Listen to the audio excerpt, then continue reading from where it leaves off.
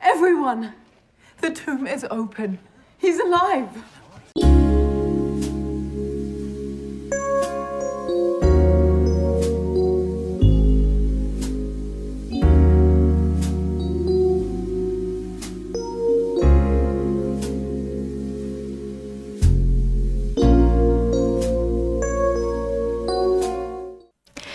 Shalom, selamat datang di podcast Via Dolorosa. Ya, hari ini kita udah masuk ke episode yang kedua, di mana episode yang pertama kemarin kita udah membahas mengenai apa itu Kamis Putih. Nah, hari ini kita akan mulai membahas mengenai apa itu Jumat Agung. Dan hari ini aku gak sendirian karena aku ditemani oleh dua narasumber spesial kita. Ya hari ini narasumber pertama kita ada Bapak Pendeta Yoel Tangkedatu. Halo Pak. Halo. Ya, gimana kabar Bapak hari ini? Puji Tuhan, sehat. Sehat ya Pak. Semangat untuk memulai podcast kita? Semangat. Luar biasa. Nah, masih ada satu lagi tamu spesial kita, yaitu Om Sonil. Halo Om Sonil. Ya, halo, selamat pagi, selamat siang, selamat sore, dimanapun Anda berada. Semoga kita senantiasa dalam keadaan sehat. Demikian pun saya selalu dalam keadaan sehat. Luar biasa. Ya, sepertinya narasumber kita udah siap nih untuk memulai pembahasan kita di hari ini. Kalau gitu, langsung aja kita akan membahas nih ya. Kalau yang kita tahu nih, setiap tahun ya pastinya kita kan merayakan Jumat Agung. Nah, Jumat Agung ini merupakan peringatan wafatnya Tuhan Yesus Kristus di kayu salib. Setelah ia diadili, ia menderita, ia disiksa gitu. Yang tujuannya ialah untuk menebus dosa kita semua manusia gitu. Nah, aku mau tahu nih, kalau menurut Om Sonil sendiri nih, apa sih peristiwa Jumat Agung itu, Om? Oh iya, tadi sebenarnya Lisa juga sudah sampaikan sebagian. Jadi pemahaman saya pun tidak terlalu jauh dari situ, karena dari kecil mungkin ya kita ke sekolah minggu, terus sampai remaja ada PGT, dan sampai ke sekarang ini mungkin kita sudah sering ngikutin acara Jumat Agung. Dan yang saya pahami dan yang saya lihat sendiri adalah suatu peristiwa di mana Kristus atau Tuhan Yesus saat itu mengorbankan dirinya di Bukit Golgota dengan disalibkan dan wafat untuk menebus dosa-dosa kita sebagai umat manusia. Jadi itu sebuah pengorbanan yang luar biasa dari Tuhan Yesus ya, untuk memberikan kasihnya yang luar biasa, saking besar kasihnya terhadap kita. Jadi satu-satunya cara yang dia bisa lakukan adalah pengorbanan di Bukit Golgota dengan disalib. Nah, rangkaian itu memang sangat panjang ya, mungkin dari subuh sampai sore hari ketika sampai dia wafat. Itu memang sebuah peristiwa yang kalau kita biasa menonton film tentang penyaliban, kita mungkin bisa menyaksikan sendiri bagaimana penderitaan yang Kristus alami untuk menebus dosa-dosa kita. Kurang lebih seperti itu. Nanti Pak Pendeta mungkin bisa menambahkan yang lebih banyak lagi. Terima kasih Lisa. Baik, terima kasih juga Om Sonil ya. Jadi itulah ya rangkaian Jumat Agung di mana Tuhan Yesus mati untuk menunjukkan kasihnya bagi kita semua. Oke, kalau menurut Bapak Pendeta Yoel nih, sebenarnya mungkin boleh menambahkan lagi supaya kita lebih mendapat insight gitu. Apa sih Pak yang terjadi di Jumat Agung begitu? Ya, terima kasih Kakak Lisa. Betul yang dikatakan oleh Om Sonil tadi tentang peristiwa Jumat Agung, bahwa itu adalah peristiwa Yesus mati di atas Bukit Golgota. Dan itu suasananya sangat menyedihkan, menyakitkan, dan mencekam. Tapi sesungguhnya peristiwa kematian itu bukan hanya itu yang terjadi. Ada rangkaian peristiwa-peristiwa yang mendahului peristiwa kematian itu dan juga peristiwa sesudah Yesus mati. Alisa, kalau boleh saya sebutkan beberapa peristiwa yang terjadi yang menambahkan dari Sonil tadi berdasarkan Yohanes pasal 18 dan 19. Pertama, bahwa Yesus itu ditangkap pada hari Kamis malam. Itu berarti sudah malam Jumat. Sesudah Yesus ditangkap, dia dibawa ke Mahkamah Agama. Setelah dari situ, ia dibawa lagi ke hadapan Pilatus. Pengadilan yang sungguh tidak adil terjadi dan dialami Yesus. Dan tanpa bisa berbuat panjang, Pilatus menjatuhkan hukuman mati bagi Yesus dan dia sendiri cuci tangan.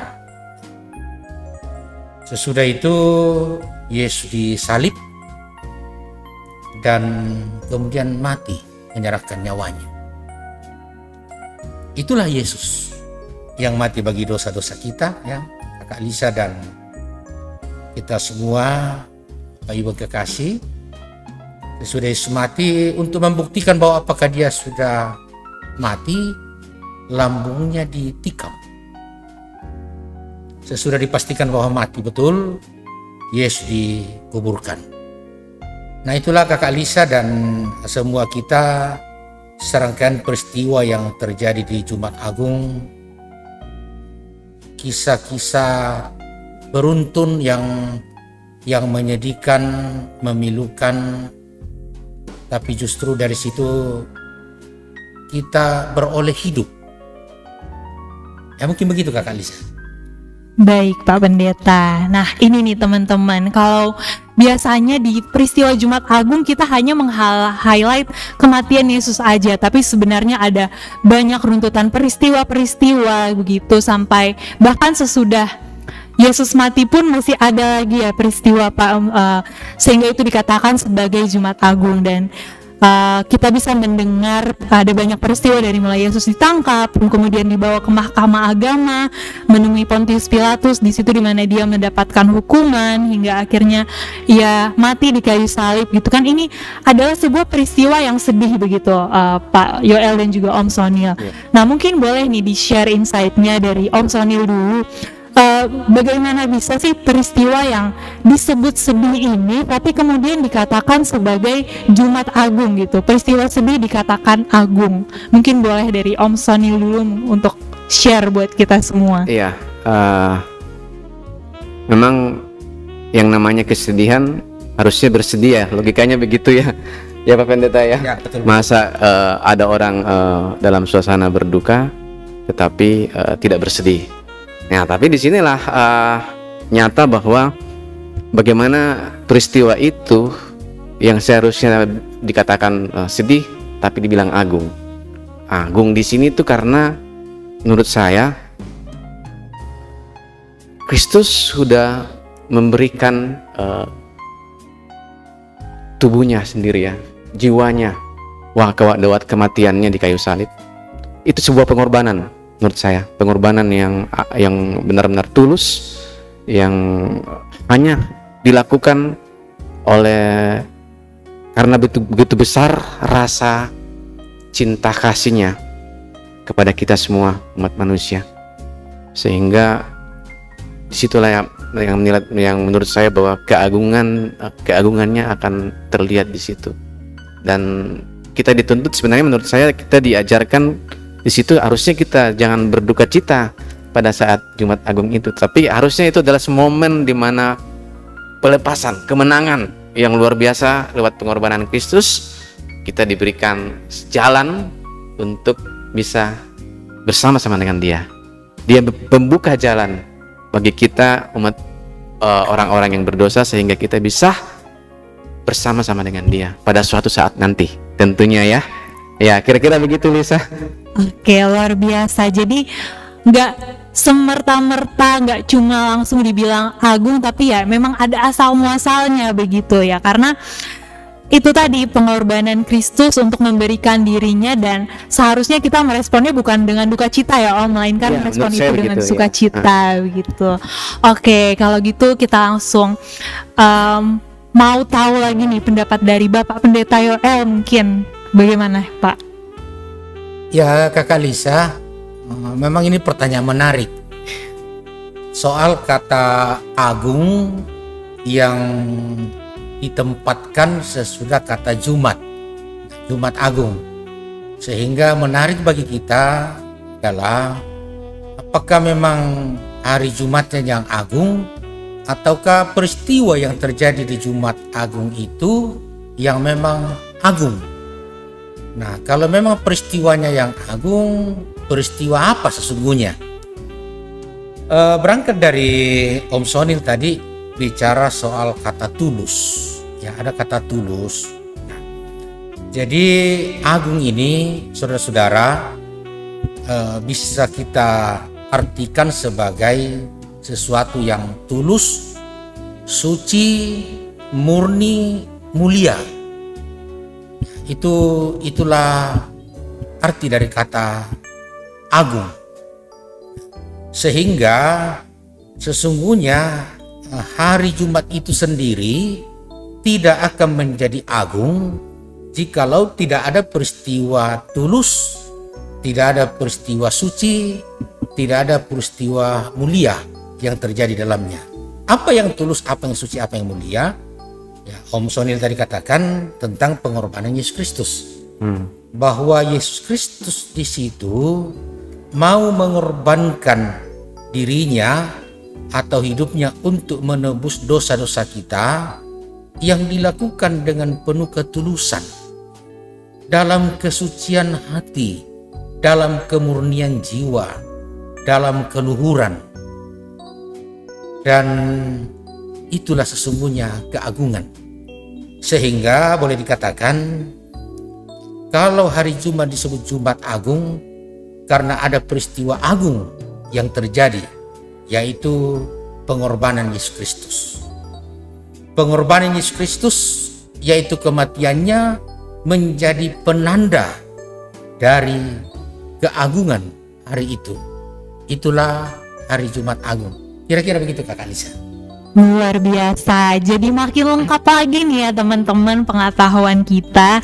Jadi bukan melekat pada harinya, hari Jumat Agung begitu, melainkan peristiwa yang terjadi di hari itu, begitu ya Pak ya. Berarti kalau peristiwa itu terjadi di hari Senin, bisa tuh Pak, Senin Agung gitu ya Pak. Senin Agung, iya. Agung juga boleh. Iya, tapi kebetulan ini terjadinya di hari Jumat gitu, sesuai dengan apa yang Allah kehendaki, jadi sehingga hari itu disebut dengan Jumat Agung karena peristiwanya ya teman-teman, kematian Yesus Kristus yang agung, yang artinya ia tuh tulus, suci, kemudian murni dan mulia untuk menebus dosa kita semua. Nah, kita kan sekarang sudah memahami nih bahwa kita sudah ditebus oleh kematian Yesus yang agung begitu.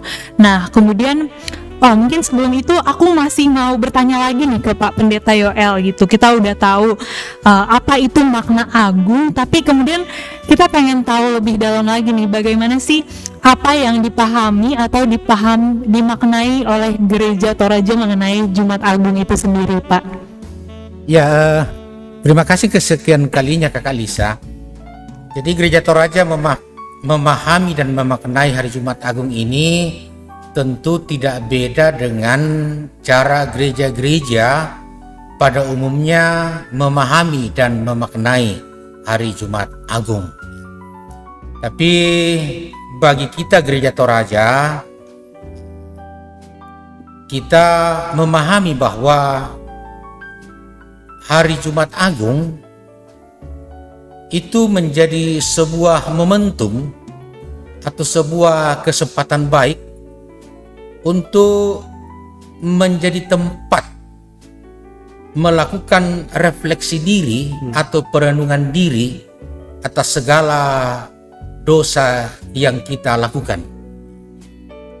Refleksi diri atau perenungan diri ini tentang dosa-dosa kita kiranya membawa kita kepada kesempatan untuk bertobat. Sebab kematian Kristus karena dosa-dosa kita.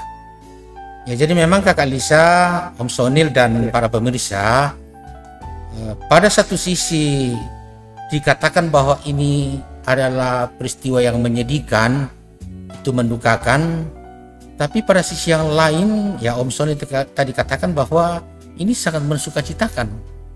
Mensukacitakannya karena kita sesungguhnya sebagai manusia tidak dapat melepaskan diri dari dosa, tapi ada Dia, yaitu Yesus, mau mati untuk dosa-dosa kita. Dan tentu kita tidak boleh menghabiskan waktu untuk bersuka cita semata di situ, tetapi mesti berangkat dari sebuah kesadaran keberdosaan. Ya, sehingga Kakak Lisa, bahwa bagi kita Gereja Toraja, peristiwa Jumat Agung ini, marilah kita jadikan tempat untuk merenungi diri bahwa kita ini adalah orang berdosa, sambil kita berkeinginan kuat untuk meninggalkan segala dosa-dosa kita dan hidup dalam kehidupan baru bersama Dia yang mengasihi kita. Amin. Demikian Kakak Lisa. Baik Pak, jadi hari Jumat Agung itu bukan sekedar hanya untuk memperingati peristiwa kematian Yesus begitu ya Pak, tapi menjadikan peristiwa ini juga kesempatan untuk kita merefleksikan diri akan dosa-dosa kita dan berubah langkah awal gitu untuk menjadi diri yang baru. Ya, betul.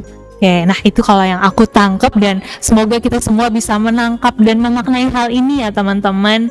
Kalau gitu kita lanjut ke pertanyaan berikutnya.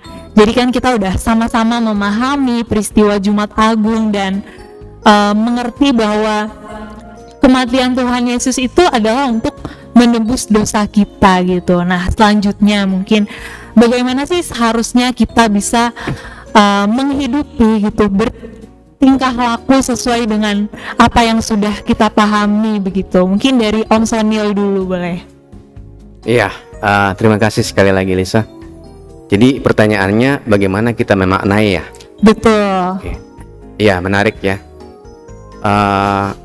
Kita kan Kristus sudah wafat di kayu salib, udah berkorban, udah menderita, sengsara, dan banyak sekali yang peristiwa tadi Pak Pendeta sudah menyampaikan bahwa rangkaiannya sangat panjang. Dan mungkin kalau kita yang alami, saya sendiri sebagai manusia biasa mungkin tidak akan sanggup. Dicambuk kan ya, kalau kita lihat filmnya dicambuk, dan banyak hal, di tangannya dipaku dan lain sebagainya, sampai akhirnya dia wafat di kayu salib. Dan tadi kita sudah menyatakan bersama-sama bahwa itu adalah peristiwa yang agung, sehingga disebut Jumat Agung. Nah terus sekarang kita ditanya lagi nih, gimana cara memaknainya hidup itu. Jadi menurut saya singkat saja, kita sudah ada yang dia sudah berkorban untuk kita. Apa sih yang diajarkan di situ? Kan tadi saya sempat bilang bahwa cinta kasih kan ya. Karena begitu besar cinta kasihnya terhadap manusia, maka dia mengorbankan putranya sendiri untuk wafat di kayu salib. Nah ini kan pengorbanan. Nah siap nggak kita juga untuk berkorban? Ya, berkorban mungkin untuk waktu, berkorban untuk apapun bagi sesama, ya bagi orang-orang terdekat kita dulu lah. Kita bisa mulai pengorbanan itu. Dan bagaimana kita bisa menanamkan rasa cinta kasih di dalam seluruh kehidupan kita. Saya percaya bahwa itu kita bisa lakukan, dan itu adalah sebuah proses. Mungkin tidak bisa langsung ya, tapi minimal kita ada niat untuk bisa menyerupai Kristus seperti apa yang sudah Kristus telah ajarkan ketika dia ada di dalam dunia sebagai manusia biasa loh. Ya, artinya pun kita harusnya bisa berbuat seperti itu. Bagaimana dia mengampuni orang yang bersalah, bagaimana dia bisa menyayangi, tidak membeda-bedakan orang lain. Nah, itu mungkin hal-hal yang sederhana yang bisa kita lakukan dalam memaknai pengorbanan Kristus di kayu salib. Dari saya mungkin itu dulu ya. Nanti masih ada Pak Pendeta juga yang akan menceritakan banyak hal.